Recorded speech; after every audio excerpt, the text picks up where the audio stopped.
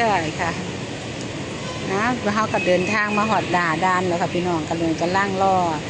เห็ดเรื่องขามอยู่ค่ะสิปีล่าสุดลูกสาวธิดาลาวของพ่อแม่เดินทางไปฮอดหน้าด่านเป็นที่สำเร็จเสร็จสิ้นไปนั่งอยู่ม่องอ่าเขาเอิ้นว่าม่องนั่งม่องพักพรอยู่ที่หน้าด่านรอท่า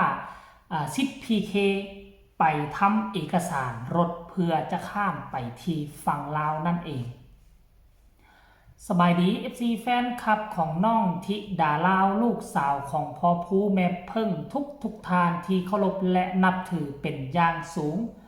มาพบมาพ่อกันคลิปนี้จะเห็นได้ว่าเรื่องราวของน้องธิดาลาวเนาะการเดินทางของเพิ่นนั่นเดินทางตั้งแต่เช้าก็ใช้เวลาหลายชั่วโมงเติบกว่าสิฮอดหน้าด่านจากสารคามไปหาที่มุกดาหารทุกคนบ่ฮู้ว่ามีจักกิโลเมตรค่อยเบิ่งแล้วก็คือสิประมาณ 3-400 กิโลเมตรได้อยู่ท่านผู้ชมใช้ระยะเวลาการเดินทางน่าจะ2 ถึง 3 ชั่วโมงตีไปรวมๆว่า2 ถึง 3 ชั่วโมงคันอยู่ทางฝั่งลาวนี่400 กิโลเมตรก็5 ชั่วโมงพุ่นแหละแต่อยู่ทางฝั่งไทยก็ที่ 2-3 ชั่วโมงท่านผู้ชมในที่สุดก็เมื่อประมาณ1 ชั่วโมงที่ผ่านมานี่ยายรุ่นก็ได้ออกมาโพสต์เคลื่อนไหวเนาะออกมาโพสต์เคลื่อนไหวว่าฮอดหน้าด่านแล้วเด้อกำลังรอท่าซิดพีเคทำเอกสารรถว่าซั่น1 ชั่วโมงที่ผ่านไปนั่นแสดงว่าเขาเจ้าฮอดหน้าด่านนี่น่าจะประมาณจักโมงเขาจะออกตอนเช้าค่อยคิดว่าฮอดประมาณ11-12 โมงแต่ละเทื่อนี่นะแต่ว่าการลงคลิปลงข่าวมันอาจจะซ่าแน่เพราะว่าติดภารกิจทำเอกสารเช็คเครื่องเช็คของดูแลหลานยายรุ่นจึงเอาคลิปมาลงซ่าตามที่ค่อยเบิ่งนั่นนะท่านผู้ชมเนาะน้องธิดาลาวก็ดีอกดีใจเด้ถามว่าเมื่อยบ่เมื่อยเมื่อคืนนี้ได้นอนดีบ่ว่าซั่นเด้นอนหลับดีบ่ว่าซั่นนอนบ่หลับบ่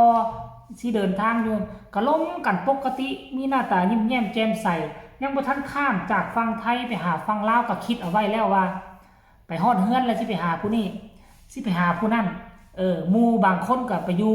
ฝั่งไทยพุ่นแล้วไปเฮ็ดเวียกเฮ็ดว่าซั่นเด้ฮู้ซั่นได้ว่าหมู่เพิ่นไปอยู่หม้องไหนของประเทศไทยน่ะอยู่มองหันมองนี่สร้าง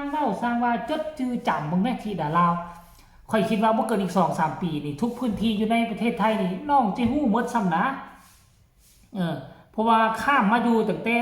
ตอนยังน้อยๆแบบนี้น่ะจะจดจะจำจะจื้อดีได้ทุกคนต่างจากว่าเฮาใหญ่แล้วเฮาจึงไปอยู่น่ะทุกคนเนาะอันนี้คือเรื่องราวเนาะของน้องธิดาลาวล่าสุด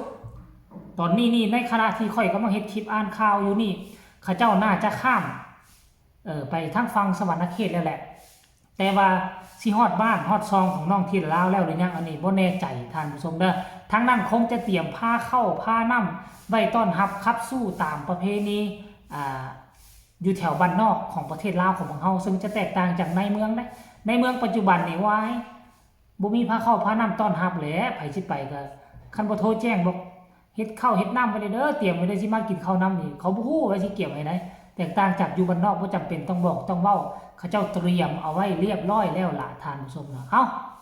รายละเอียดให้ทุกคนไปชมคลิปนี้ก่อนเนาะขอบใจยายรุ่นเช่นเก่าเช่นเคยคลิปสั้นๆจากยายรุ่นไปชมแล้วจังมาพ้อกันในช่วงต่อไปเชิญไปชมเลยเป็นจังได๋ก็ว่ามานี่เมื่อคืนนอนหลับบ่ก็ลูกหลับเลยนะหลับตื่นไม่หลับไม่ตื่นแล้วไม่หักไม่หักบ่ได้ปลูกยายกลางเดือกอีกเมื่อคืนนี่บ่ได้เอิ้มใช่ไหมตัวเมื่อคืนนี่เอิ้มอยู่ติโอ้ยเป็นกองว่าไปแต่อยากอายเพิ่นจะไปเอิ้มใช่ไหมเสยป่ะตาจะต้องไปอยู่ตรงนั้นนะตาเป็นเจ้าของรถไปยืนอยู่หันขายเค้กไปน้อยใหญ่เค้กเอารถเข้ามาวิสัยทัศน์ว่างไกลใส่ใจกันเลยมุ่งสู่ความเป็นเลิศเชื่อสุขดาบันใช่ค่ะนะเขาก็เดินทางมาหอดด่านแล้วค่ะพี่น้องกันเลยกำลังล่อเห็ดเรื่องขามอยู่ค่ะซิดพีเช่กำลังไปเอารถจีมาแกงเอารถออกกันขอให้น้องธิดาลาวกลับบ้านอย่างมีความสุขไปหาอีพันก่อนอีพันอยู่ใส่อีพันมันอยู่เงื่อนแล้วไม่ได้ไปใส่โอ้อีพันไม่ได้ไปใส่ไปตั้งแต่ไผก็ไผไปไทยอีดำไปไทยโอ้ยน้องกะน้องนั่นนะไผสีดำมันสีดำสีดา ธิดาลิงเอ้ย อยู่ลำลูกกาครับไม่ครับแบบมาพักผ่อนมาเที่ยวเฉย อันนี้ก็ธิดาลิงนะ ๆมา คะ ครับไป เห็นบ่ล่ะปัจจุบันนี้ FC แฟนคลับของที่ดาลาวนี่โอ้ยเกาะติดตามปานว่าตังเมแบบว่าหายไปใส่เพราะแต่เห็นการเคลื่อนไหวของที่ดาลาวพากันกดไลค์กดแชร์พากันเข้ามาแสดงความคิดความเห็นต่างๆนานาเห็นแล้วก็รู้สึกอบอุ่นหัวใจดีอกดีใจแทนน้องที่ดาลาวท่านผู้ชมเอ้ยเนาะมีคนเข้ามาแสดงความคิดความเห็นอยู่ใต้โพสต์ของยายรุ่นกับลายเติบมีแต่ผู้อวยพรให้น้องที่ดาลาวเดินทางปลอดภัยปัจจุบันนี้คนบ่หวังดีก็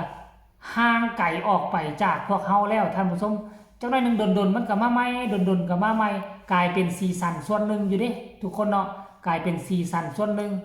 ก็บ่เป็นหยังดอกบางครั้งบางคนนี่คันบ่ได้เว้าได้ว่าให้ผู้อื่นนี่กินข้าวบ่ล้ำกินน้ำบ่แซ่บเป็นสั้นๆเส้นๆคือสิเป็นบ้าคันได้คอมเมนต์เว้าให้คันได้คอมเมนต์สร้างกระแสจึงรู้สึกว่ามันรู้สึกดีอกดีใจซั่นเด้บางคนมันเป็นเท่านั้นได้ท่านผู้ชมเนาะสำหรับคลิปนี้ก็อยากให้ทุกคนติดตามตอนต่อไปก็แล้วกันเนาะติดตามมาเบิ่งอย่างใกล้ชิดว่าจะเป็นแนวใดน้องไปฮอดแล้วจะมีความซาบซึ้งดีอกดีใจจนได้เสียน้ำหูไฟน้ำตาห้องนั่งกอดกันหรือบ่เบิ่งห้อยยิ้มแม่เมจะเป็นแนวใดพ่อเฒ่าแม่เฒ่าจะดีอกดีใจขนาดใดหลานสาวคนนี้ได้ไปฮอดไปถึงเดี๋ยวสิไปฟังคำคิดความเห็นของพ่อแม่สากลแล้วค่อยมาว่ากันทุกคนเด้อคอมเมนต์นี่เพิ่นบอกว่าขอให้เดินทางปลอดภัยทั้งไปและก็กลับเด้อว่าซั่นเด้คอมเมนต์ต่อมาเพิ่นก็บอกว่าเดินทางปลอดภัยทุกคนเด้อครับคุณยายลุ้นว่าซั่นเด้ยายลุ้นยายอรุณเนาะท่านผู้ชมคอมเมนต์นี้ก็บอกว่าเดินทางปลอดภัยครับคุณประดิษฐ์ต่อมากะ